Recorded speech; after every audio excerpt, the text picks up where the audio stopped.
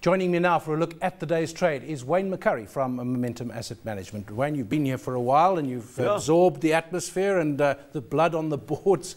There was a day earlier in this week where I think there were one or two shares that were down. Now there are one or two that are up. Yeah, but I mean, life was just wonderful at the beginning of this week. But this is exactly what the market's been doing for 6 months now.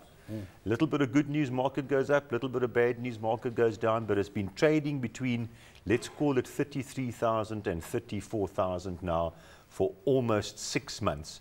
And one day it's good news out of either Europe or the US, and the next day it's bad news out of either Europe or China or the US. So quite frankly, what else is new? If you remember when we talked last week and the week before, I said the Greek election, that's going to be the thing. Now it's the Spanish bonds, and then next week it will be the price of pork bellies or whatever the case is. There's always something. Yeah. Now look, markets have been in a sideways, broad sideways movement for a sustained time period now. The only real action is the bond market. Either if you're Spain going up, or if you're Germany and the US going down. Down to 2%, 1%? Well, the US bonds 1.6 or 1.5. So it's you're asking them to keep your money and just give back what you gave them. Yeah, look, I must admit, who's going to buy a bond at 1.6% on a 20-year view? Maybe on a 1-year view, maybe on a 3-month view, fair enough. But on a 20-year view, because that's exactly what you're buying, is you're buying a long-term investment here. I must admit, I just don't get it. But anyway. Maybe something has changed here, and that you talked about the sideways movement and sectors tending to go up and down by 1 or 2%. But now the resources sector seems to be breaking free. We saw the banks today. Banks and financials, they've been moving up by 0.4 and down by 0.4. But now that's financials over 2%. Are up. Financials are up 20% this year. Resources are, now they're up 14% and resources are down 4%. So, but there's a 20% performance differential between the two. Right. Banks are 13, 14 Ps. The big resource shares are 7, 8 Ps. These are very, very cheap shares. And we may, in fact, now be experiencing the final sell-off. But the really interesting sector is platinum. Platinum, specifically Anglo-American, is making no money at the current platinum price. They are going to announce shocking results when they come out.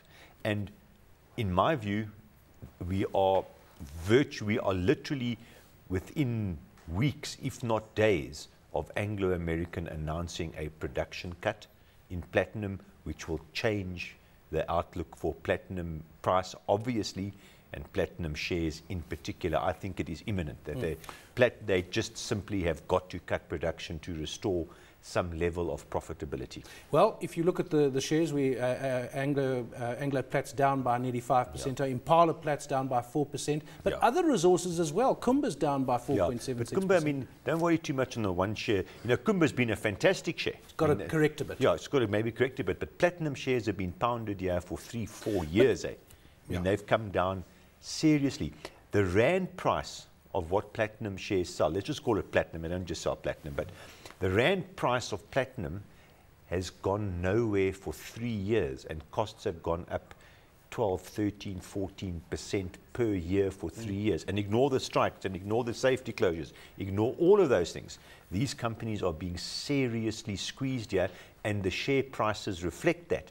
However, if Anglo-American changes the dynamic by cutting production, because platinum's in surplus at the moment, there's, I don't know, 500,000 ounces, 300,000 ounces, whatever, in surplus. If they equalize that, because surprisingly enough, even considering all the disasters in Europe and that, the demand for platinum is not disastrous. It actually looks reasonable. There's just too much supply at the moment. Now, we've had, how many guys have told us they're cutting production already? There's 4 different places. A whole lot of them. It's about 250,000 ounces there of production that comes off. But the big gorilla in the room is Amplats. Impala won't, because they're still making money on their mines.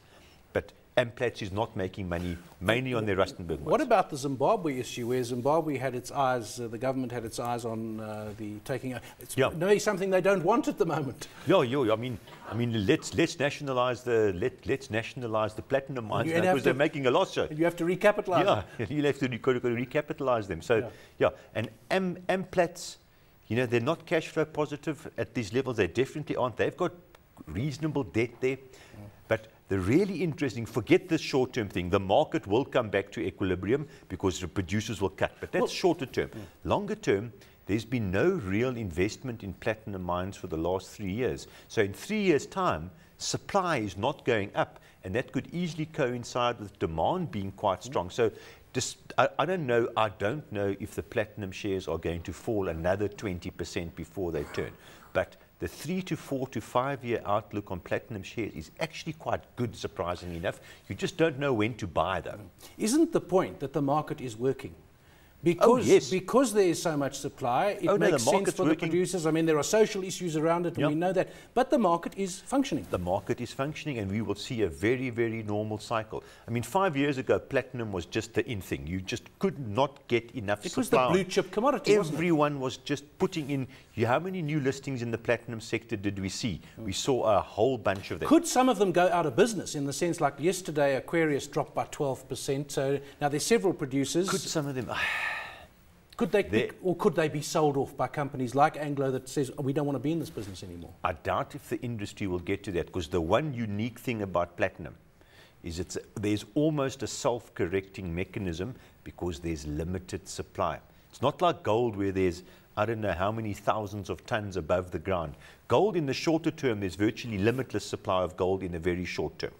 But platinum, there's not. So the platinum industry is about 10,000 ounces a year, and it's currently 10 million ounces a year. It's currently in 200,000 surplus. So there's not a big surplus, but the point is, if demand falls, production falls as well, and it has a direct influence on supply because there's no other stockpile balancing mechanism. Whereas in gold, you can cut gold production tomorrow to nil. Doesn't mean the gold price goes up because there's lots of other gold to meet that shortfall. That's not the case in platinum.